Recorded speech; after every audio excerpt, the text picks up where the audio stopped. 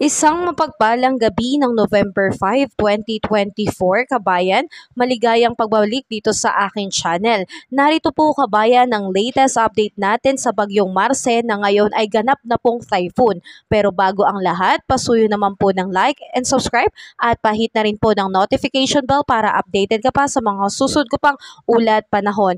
Sa ngayon nga kabayan, nasa ganap na po na typhoon category. Ito pong binabantayan nating bagyong Marce o na may international name na Yinxing.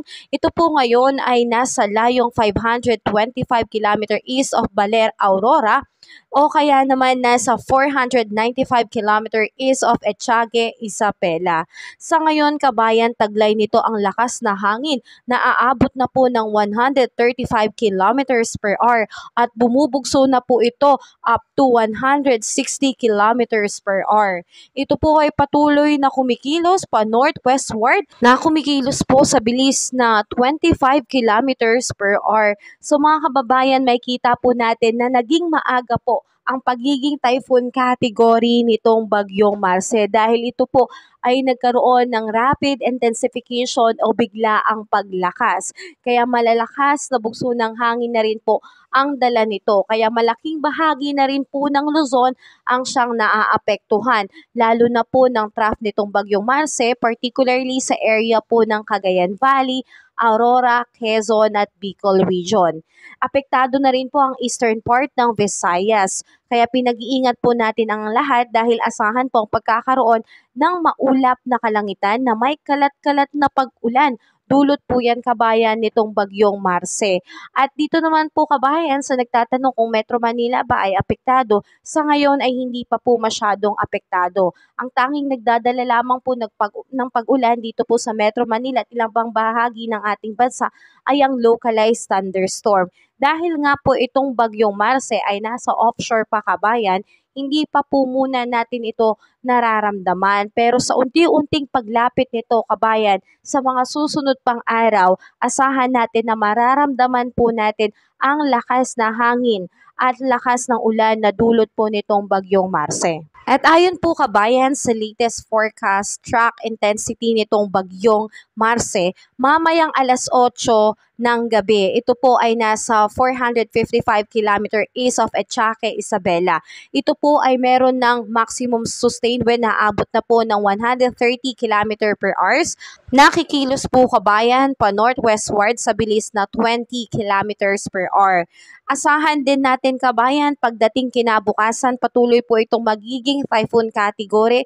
Expected din kabayan hanggang November 10 po ito sa loob ng Philippine Area of Responsibility. So kabayan, medyo nag-extend po dahil po ang pagkilos nito o movement nito kabayan ay bahagya pong humina. So dahil sa bahagyang paghina ng kilos ng bagyong Marce, ito po ay magtatagal pa sa ngayon sa loob ng Philippine Area of Responsibility. Kamakailan lang ang expected natin o forecast natin hanggang November 9 lalabas na. Pero ngayon medyo nag-extend, nagkaroon po o nag-extend na hanggang November 10 po kabayan. Asahan natin ang paglabas nitong bagyong Marce. Pero hanggang ito po ay nanatili sa loob ng Philippine Area of Responsibility, ito po ay magiging ganap na typhoon. Inaasahan din na by November 7, pinakamalakas po ito dahil aabot po ng 150 kilometers per hour. So paghandaan po natin ito lalo na po dito sa area ng Northern Luzon, extreme Northern Luzon, maging sa eastern part din po ng Luzon at ng Visayas dahil yan po yung pinaka-maapektuhan. Dahil ang first scenario nga neto kabayan, posible po itong lumapit sa Philippine landmass at apektado po yung eastern part po ng Luzon at Visayas at ang trough nitong bagyo ay makakaapekto po sa Northern Luzon maging sa extreme Northern Luzon. So yan po yung posibleng mangyari, ang pagdikit nito sa Philippine landmass tsaka lamang po mag-turn o liliko palabas ng Philippine Area of Responsibility. At pangalawang senaryo kabayan, ito po ay patuloy nakikilos at babaybayin at dadaan po ito sa may extreme Northern Luzon na ang ang pinakaapektado pa rin ay ang Batanes. So patuloy nating paghandaan yan lalo na po sa mga areas na nabanggit dahil hindi po biro ito pong bagyong Marce. Sa kasalukuyan kabayan dahil po sa epekto nitong bagyong Marce, may naitaas na pong signal number 1 dito po sa ilang area po sa Luzon. Kasama na po dyan kabayan ang Batanes, Babuyan Group of Islands, Ilocos Norte, Apayao, Cagayan, Abra, Kalinga, Mountain Province, Ifugao, ilang bahagi ng Nueva Vizcaya, ilang bahagi ng Quirino, ilang bahagi ng Aurora, kabuuan ng Isabela at ng Cagayan. So pinag-iingat po natin kabayan ang ating mga kababayan dyan dahil posible na po nila maramdaman itong unti-unting paglahas ng hangin o bugso ng hangin na dala po nitong bagyong Marce. Dahil po sa patuloy na paglakas o pagkakaroon ng rapid intensification nitong bagyong Marce, posible pong itaas hanggang signal number 2 ngayong araw yung mga lugar po na aking nabanggit.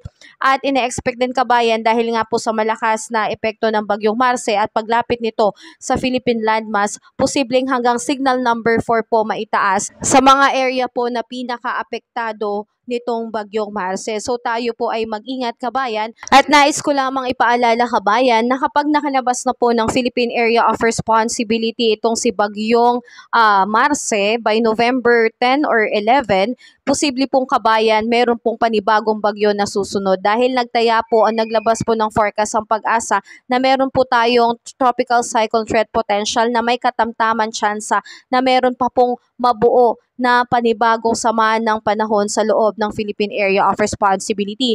Narito po yan kabayan. Narito ang unang pagtataya kabayan sa unang linggo, November 4 hanggang November 10 habang nasa loob ng Philippine Area of Responsibility at binabaybay po ang Northern Luzon nitong bagyong Marce. Meron naman po tayong babantayan na sama ng panahon na nasa labas ng Philippine Area of Responsibility. By week 2, November 11 to 17, habang papalabas na po ng PAR itong si bagyong Marce, ay may panibagong sama ng panahon po o bagyo sa loob ng PAR at meron din po sa labas ng Philippine Area of Responsibility. So dyan po tayo maghanda kabayan dahil posibleng tayo po ay masandwich na naman sa mga bagyo na nakapalibot po sa ating bansa. Kaya ito po ay ating ipanalangin na ito po ay malusaw kabayan at wag na pong maglandfall sa kahit anumang parte ng ating bansa. At wag po nating hilingin kabayan ang ikapapahamak ng iba na sana doon na lang sa lugar nila o sa area na lang nila maglandfall.